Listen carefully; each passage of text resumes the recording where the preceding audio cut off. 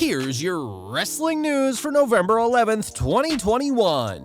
And your headlines for today include Bryan Danielson opens up on AEW contract, future in wrestling, Japan rumors. Top WWE superstar making next to nothing from latest deal with the company. They didn't try. ECW legend explains what went wrong for him in WWE. Former WWE champion dealing with MCL injury.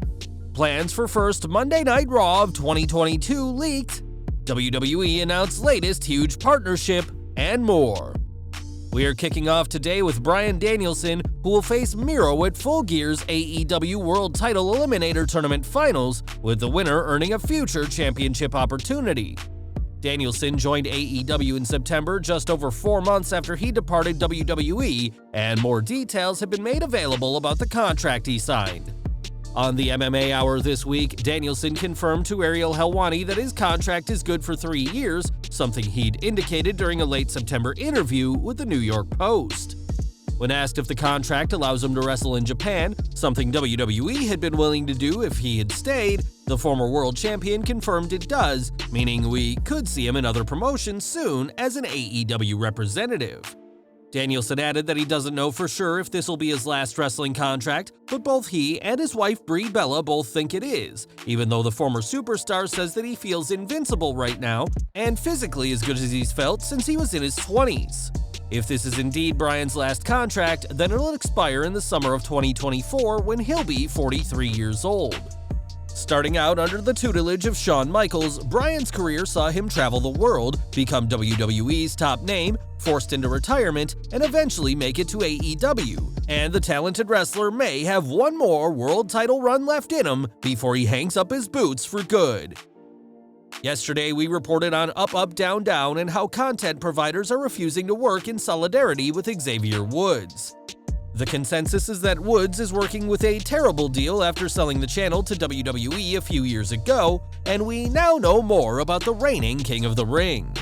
Fightful Select has learned that despite earning 2.27 million subscribers, Woods receives no extra money from the show, and that the money the channel makes is applied to his downside guarantee. This is the same deal for every content creator for the channel, which explains why no one is wanting to create content for what's basically free. Several WWE representatives have sided with Woods on this matter, believing he's owed a much better deal after years of producing content for the company. This strike comes during a career peak for Woods, who is both King of the Ring and in a feud with Universal Champion Roman Reigns, and unless WWE changes, they could be facing yet another PR disaster. When WWE cut 18 superstars last week, many were surprised to see B-Fab get released just days after her debut on SmackDown. The ex-Hit Row member had just signed a new main roster contract, which means she'll have to wait 90 days before signing to another promotion. When Ringside News asked about the circumstances behind her release, they are told that it was a creative decision, with a source saying the group was deemed to be just fine without her. The source added that there's no heat on Hit Row after B-Fab's release, and that the plans for the trio remain the same.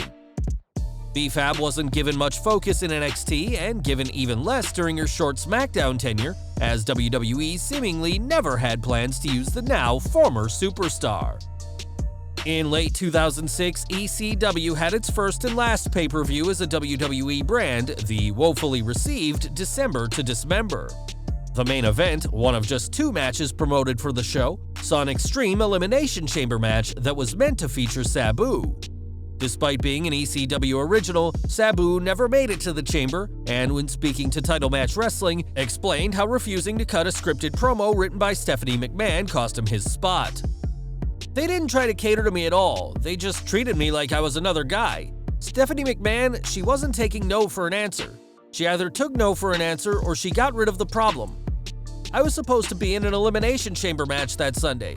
They had me do an angle where I hurt my arm and they took me out of it." Sabu added that fans still ask him why he wasn't in the match despite being prominently featured on the poster and DVD cover.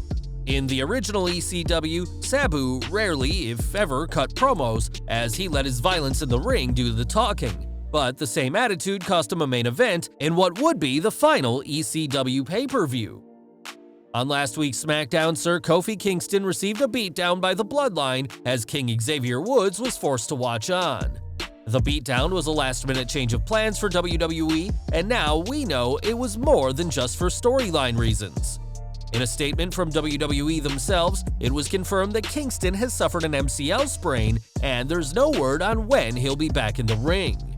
Before this announcement, the clues were already there that Kingston was hurt, as he wasn't announced for the men's SmackDown team at Survivor Series, but Woods was.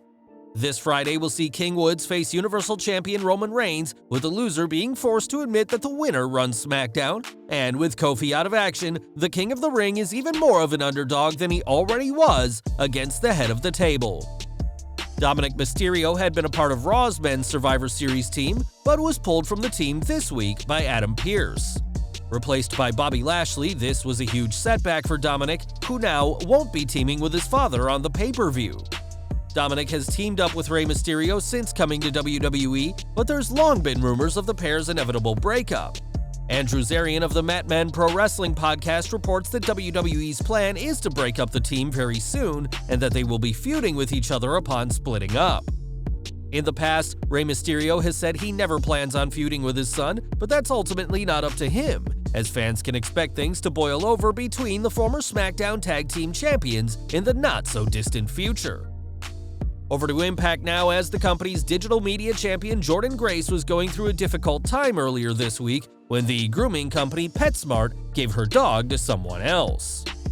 Thankfully, this situation has now been resolved, as in a tweet, Grace said that PetSmart was able to contact the woman who received the dog, and the Impact Wrestling star has been reunited with her dog Bernie. When asked by a fan how the other woman could have just received a random dog without knowing it wasn't hers, Grace said she had no idea, as PetSmart didn't allow her to speak with the woman directly.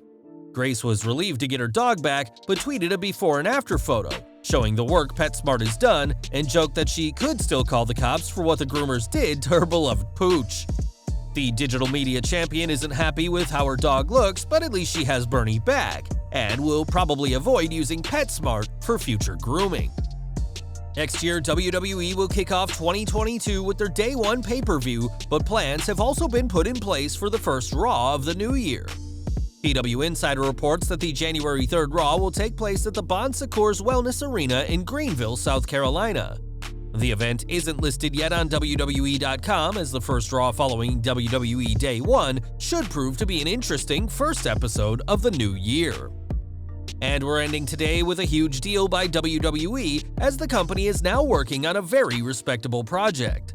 It's been announced that WWE has partnered with the National Medal of Honor Museum Foundation, which tells the story of the recipients of this prestigious award. The Medal of Honor is the highest-ranking award given to service people for valor in combat, and this partnership has already started with several service people being hosted at yesterday's WrestleMania ticket launch party. WWE has a long history of supporting the military, with the annual Tribute to the Troops show airing this Sunday, and this partnership is the latest chapter in WWE's tradition.